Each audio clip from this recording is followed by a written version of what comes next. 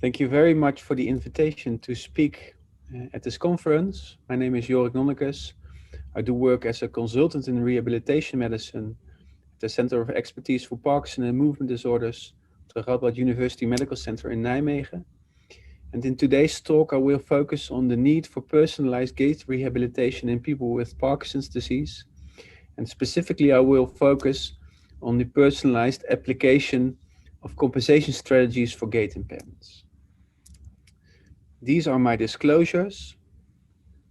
Well, I think we all know that the management of gait impairments in Parkinson's disease can be quite challenging, especially in people with severe gait impairments such as freezing of gait. We have developed a treatment algorithm for the management of freezing of gait and gait impairments in general, which was published in 2015. And the main element of our treatment approach is that there are three complementary pillars. And the first pillar is pharmacological, sometimes surgical treatment. And this mainly involves the increase of dopaminergic medication, specifically levodopa, or to start levodopa when someone is not already on levodopa management. Second, as gait impairments suboptimally respond to dopaminergic medication, especially when the disease progresses, there are non-pharmacological treatment, which should be complementary to the pharmacological treatment. And then there is treatment of comorbidity, and this includes management of visual impairments, the application of optimal footwear, etc. So in today's talk, I will focus on the content of non-pharmacological interventions, specifically compensation strategies. So the whole content of non-pharmacological interventions for gait impairments involves physiotherapy. Physiotherapy involves the application of compensation strategies. These are tricks that help to improve the gait pattern or to overcome freezing of gait. There's functional gait training, training of application of dual tasks, so talking while walking, carrying a tray when walking. Exercise is important for people with Parkinson's disease in general, but also to improve gait impairments and the optimal use of walking aids. Knowing that gait impairments are often deteriorating by constraints in the physical environment, so people freeze often when they have to turn in the kitchen or maneuver through narrow spaces. It can help that an occupational therapist removes those constraints in the physical environment. They're also knowing that freezing is often provoked by stressful events. Occupational therapists can help with daytime planning to minimize those stressful moments. And then finally, we know that gait impairments deteriorate when people are very anxious. So this should be an element of the management, and cognitive behavior therapy might be beneficial in some patients. So as already indicated in today's talk, I would like to highlight the need for compensation strategies and the need to apply this in a personalized manner.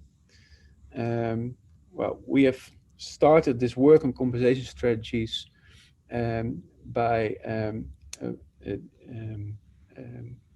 work from an expert group in which we asked people with Parkinson's disease whether they applied tricks, self-invented tricks, to improve their gait pattern. And if they did so, and we did not know the type of compensation strategy, we asked them to videotape this. And over a period of 4 years, we were able to collect 58 unique compensation strategies, which are described in this paper. This is one example of a patient who showed that he had severe difficulties walking over ground, but was able to climb the staircase without any problems. This may be due to the stairs acting as a visual cue, or that it forces him to make a large weight shift. Whatever the reason, this is one of the tricks or one of the observations that gait in some circumstances improves significantly. So we were able to collect 58 unique strategies, and then with this expert group, we subdivided them into 7 categories, which are thought to have the same underlying mechanism. And these categories involve external cueing, internal cueing, changing of the balance requirements, altering the mental state. There's motor imagery and action observation, the application of a new walking pattern, and other forms of using the legs to move forward. So if you're interested in the details of each subcategory, I would like to refer you to the paper published in JAMA Neurology. And here I will highlight some elements, some categories, but also highlight why we need to apply them in a personalized manner. So one category is internal cueing, and these are tricks that help people to focus on specific elements of the walking pattern, and likely this, by applying those internal cueing strategies, they shift attention towards the gait pattern. And this is a very nice example of a patient at our outpatient clinic who informed us spontaneously that he experienced an improvement of his gait pattern when he applied his index fingers against his temples. We have discussed this extensively with him, and likely by doing so, he's able to focus on the task at hand, focus on gait initiation. So by doing so, he focused on making a large weight shift and by starting to walk. Other examples of internal cueing are counting and making a heel strike and making count at every heel strike. Another category which is often applied is the adopting a new walking pattern. And I will now show you a very nice example. This is a patient with severe freezing, again at our outpatient clinic, who showed us a new trick, and this trick involves gait scissoring. So by applying gait scissoring, he was able to overcome the severe episodes of freezing of gait. A category I think you all aware of is external cueing. So this involves auditory, visual, or tactile cues, and walking at the rhythm of those cues. A lot of studies have been performed on the effects of external cueing, and the difficulties with external cueing involve to apply them outside the home. And several interventions have been developed which with the aim to improve the application of external cueing outside the home. So inside the home, one can apply visual cues, but when one goes to the supermarket, it does not work anymore. So in 2017, we've published this paper about laser shoes. And these are shoes which are able to project the laser line onto the floor, and subjects are instructed to step towards the line. Here you see a person with Parkinson's disease walking with the laser shoes, but the laser is switched off. You can see he suffers from freezing of gait, and particularly when he has to maneuver through narrow spaces. This is the same patient 5 minutes later, but now with the laser turned on, and you can see that it is a spectacular improvement. At the group level, we also saw this improvement, both when looking at the percentage of time frozen, but also when looking at the number of freezing of gait episodes. Well, this effect was larger during the off medication periods, when there's also more freezing, but also present during on medications. So this intervention seems very effective, but at the same time we noticed in daily clinical practice it's less feasible. So a lot of people do not want to wear those laser shoes in daily life, as they don't like it that others see the laser lights in front of them. In fact, one of our patients was not able to come to in a public bus, as the driver thought that he was a terrorists by wearing those strange shoes. So patients ask us to develop new devices that are not visible to bystanders. And this inspired us to develop the vibrating socks. And this is a prototype.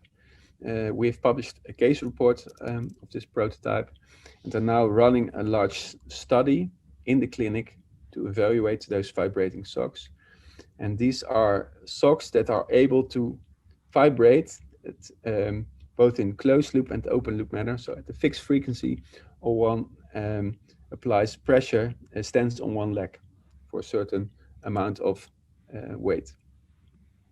So this is a video of one patient in whom the vibrating socks worked very well.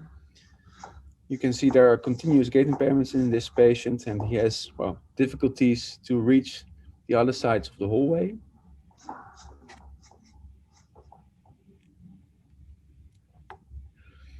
And this is the same patient, but now walking with the vibrating socks switched on. And in this patient, there was a spectacular effect. Well, we are now investigating this in the clinic using a grant from the Michael J. Fox Foundation. This work is largely done by Emily Klaver, our PhD student. And to be honest, at the group lab, the study has not been finished. We aim to include 40 people with Parkinson's disease. And we compare the vibrating socks, both in an open loop and closed loop fashion, to auditory cueing and to walking without any cues.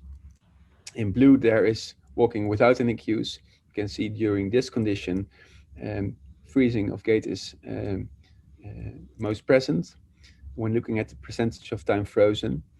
And purple is auditory cueing, and in red and orange, there is vibrotactile cueing. Well, you can see at group level, auditory cueing seems to be more beneficial than the vibrating socks, and particularly in the off state. But at individual level, we see large differences. So there are some patients, half of the patients, who respond very well to the vibrating socks, and others do not.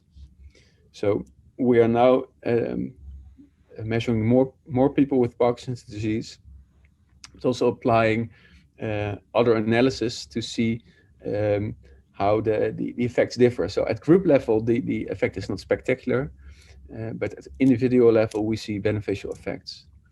And this is in fact also what we see for all other strategies. So all the strategies introduced in the overview paper in JAMA Neurology.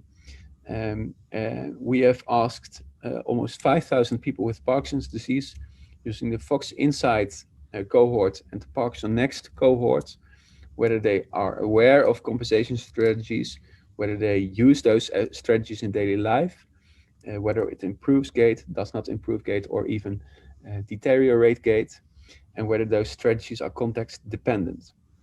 Well, this paper has now been written. We have submitted it. This is work done by my PhD student Anouk Tosserhams. As you can see from this figure, overall, the compensation strategies have a positive effect. And patients with Parkinson's disease report that at group level, changing the balance requirements is most beneficial to improve gait. So this involves use of walking aids, but also making a large turn, making a weight shift before starting to walk. But for every strategy, there are also patients who report that there is no effect, and even a small group of people with Parkinson's disease who report that the strategies deteriorate the gait pattern. And in some patients, one strategy works very well, but the other strategy does not work at all. And moreover, strategies are context dependent. In other words, in turning in the kitchen might require another strategy compared to walking in a crowded environment. So right now, clinical practice, when we apply compensation strategies in daily clinical practice, we need to apply trial and error process. So Ideally, we want to evaluate all types of compensation strategies and to see which strategy works well and which strategy does not work well. And you also need to do this in different contexts. So you need to find the perfect solution for walking, for turning in the kitchen, for example. And this might be another strategy compared to walking in a crowded environment. Ideally, you would like to predict which strategy works well for which type of patient. And this is also work that is now being done by Anouk Tosserams in a large study in which we include 100 people with Parkinson's disease. In 2 weeks' time, we will finish our measurements. And in those 100 people, we evaluate all the types of compensation strategies, each category of compensation strategies. And we collect a lot of patient characteristics, so cognitive performance, but also the severity of Parkinson's disease, age, gender, etc. And then evaluate whether patient characteristics may predict the effectiveness of compensation strategies. Well, the results are in cliffhanger, so in 2 weeks' time we will finish the measurements and then we can complete the analysis. This is already some insights into the results. As expected, we see that at group level, there is not a spectacular effect of each compensation strategy. The data are normally distributed. You see the different compensation strategies and the delta score for the gait variability, which is one of the outcomes. For each strategy, we see that some patients respond very well, and that in some patients, gait variability does not improve or stays the same. And using those data, we will classify patients into responders and non-responders, and we hope to find patient characteristics which are predictive of the effect of compensation strategies. Another exciting question is the working mechanism of those compensation strategies.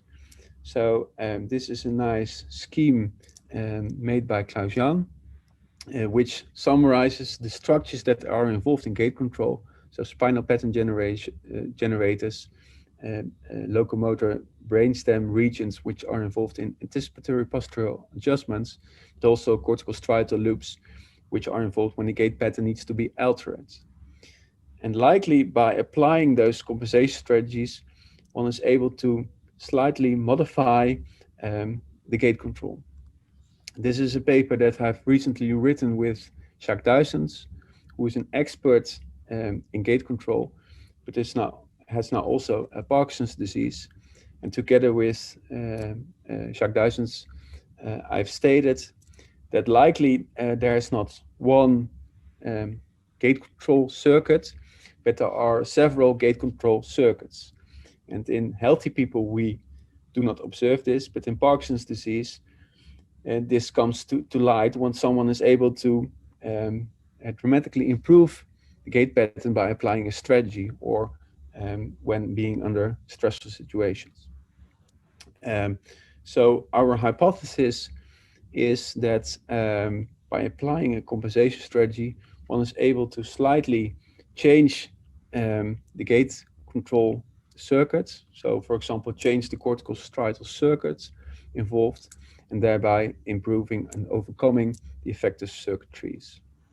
I'm currently investigating this using ambulatory EEG. This is a patient with Parkinson's disease, and with ambulatory EEG, I do evaluate several compensation strategies, including action observation. So this person is instructed to walk similar to the person walking in front of him on the video screen. And we are comparing the EEG activity during this condition compared to uncued walking. Again, we will finish those measurements also in 2-3 weeks' time, and hope that these results will provide us insight in how gait control is being altered when applying compensation strategy. My hypothesis, and this is also supported by preliminary data, is that by applying a compensation strategy, one is able to change gait control, and specifically that other cortical areas become involved, and the primary cortical area, so the supplementary motor area, becomes less involved. Well, then I'm almost at the end of my presentation. I would like to show that the compensation strategies that work for gait are also applicable to other types of movements, so hand movements, but also swimming. This is a case report that we published recently of a person with Parkinson's disease who was a very experienced swimmer, but noticed that his ability to swim deteriorated, and then Parkinson's disease was diagnosed.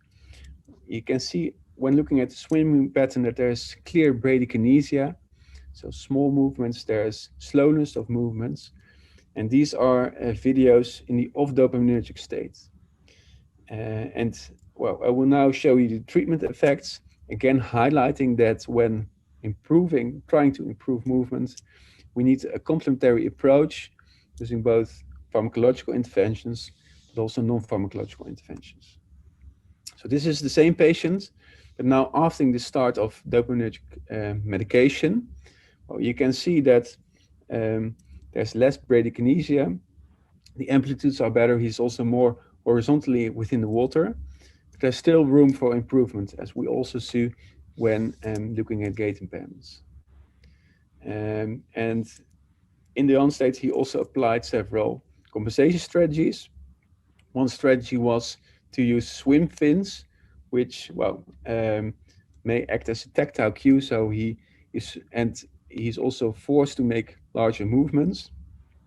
Then we also applied a strategy in which he was instructed to only use his legs, to focus fully on his leg movements, and you can see that the cadence did significantly improve.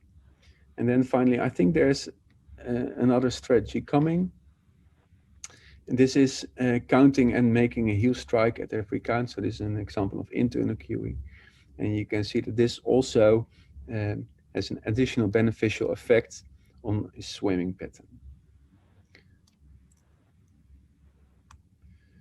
So this is the end of the presentation. I would like to thank you for your attention, and looking forward to your questions and thoughts about these exciting compensation strategies. Thank you very much.